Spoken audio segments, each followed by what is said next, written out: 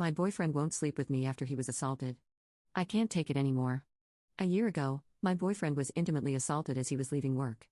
Thankfully, he was not killed. However, his attacker did threaten him with a knife.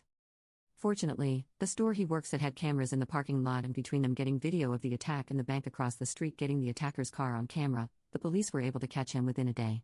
Between the video and DNA testing, he did not even contest. He just pleaded guilty in exchange for not receiving the max. Since there were aggravating circumstances, the knife, the judge gave him a 20-year sentence. And with time for good behavior, he can be out in about 10 years, give or take. I tell you all of that to make it clear that his attacker is no longer a threat.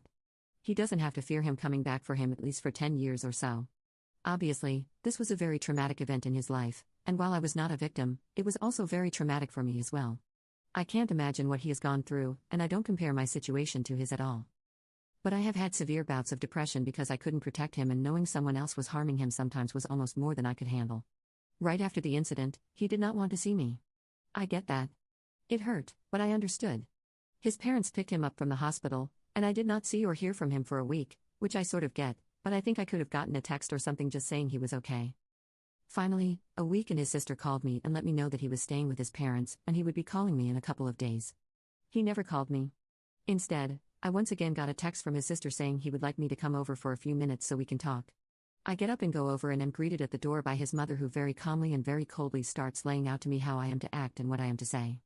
I am further instructed to not attempt to make any physical contact with him, as in a hug or anything. Okay. Again, I get it. Major trauma? I'm sure they have been coached by therapists/counselors or something in what to say and do around him, so I play along.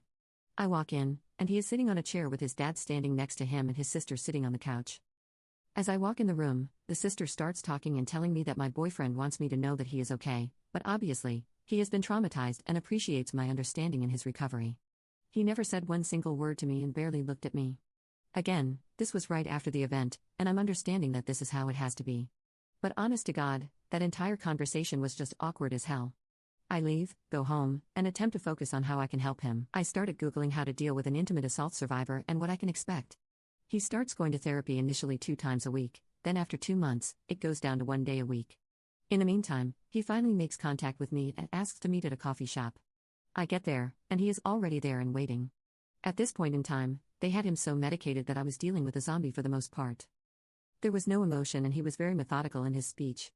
Basically, he wanted to get together that day to tell me that he couldn't go out with me for a while until he got past some issues he was dealing with. Of course, I told him I understood. This was almost a month after the attack and this was our first conversation by ourselves, so I was already living under this assumption. I told him I would be there for him and that whatever he needed, whether that be space or a shoulder to cry on or anything, I was there for him. I started to tell him that I loved him and he stopped me. He told me that right now he didn't want to hear that and that I had to respect his wishes. I was once again a little hurt and frankly surprised, but I said whatever he wanted. He started texting me the next day. Little things, nothing important, but I think it is a big step in getting back to where we were. This goes on for another month and a half. I finally asked him at the month-and-a-half mark if we could meet for dinner. He didn't reply for 2 days and then said that he had to wait to talk to his therapist. Finally, he agrees to this but sets the date for another month away. Now mind you, this is almost 4 months after the attack, and so far, I've had 1 physical conversation with him in person and 1 bizarre conversation with him and his family. Oh, yeah. I need to mention this. I am not being updated on his progress by anyone.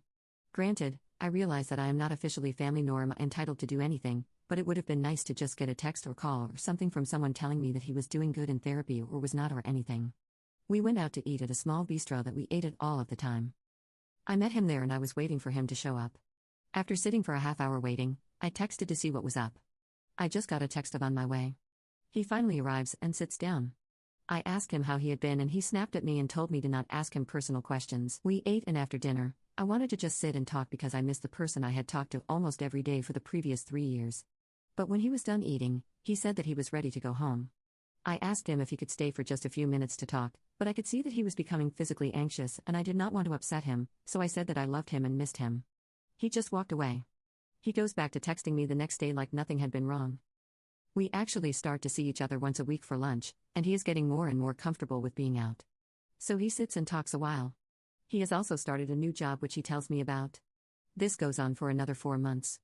I'm happy to see him at all, but honestly, I'm very lonely and we have not even so much as held hands.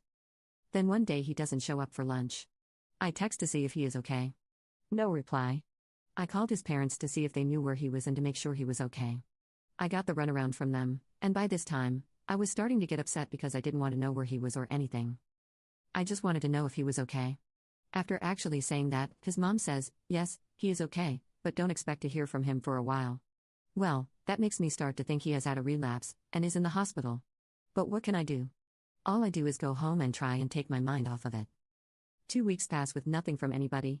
I'm trying my best to be reasonable here, but apologized, but his sister told them to specifically not let me talk to him. At this point, I break down. I don't know what I've done wrong here. I have not pushed him. I have not tried to get him to be with me in any way other than to just talk to me, and even then I have had very generic conversations so as to not upset him. I then got a text from him asking if I would meet with him at an address I wasn't familiar with, but once I looked it up, I determined this was a therapist's office. I was told to be there at 4 p.m., which meant I had to leave work early to get there. I check in at the front desk and I'm told that the therapist wants to speak to me alone for a few minutes. She comes in and I now know where the parents were getting this from because after formally greeting me, she then started to provide me with a list of do's and don'ts. She then told me that my boyfriend wanted to speak to me and had something to tell me. I go in and he is sitting on one chair and I am instructed to sit in the other. He has a box of tissues and has been crying. The therapist told me that I was there because my boyfriend had something to tell me and that he wanted the safety of the therapist's office to feel safe. He then proceeded to tell me that the reason he did not meet me for lunch that day was because he was with another girl, somebody from his new job, and they had been intimate with each other. He might as well have taken a gun out and shot me. It couldn't have hurt anymore. I just dropped my head and began to cry. The therapist then pipes in with some logic about him taking back his intimacy since he was attacked and how this wasn't cheating in the same sense as normal cheating. My boyfriend,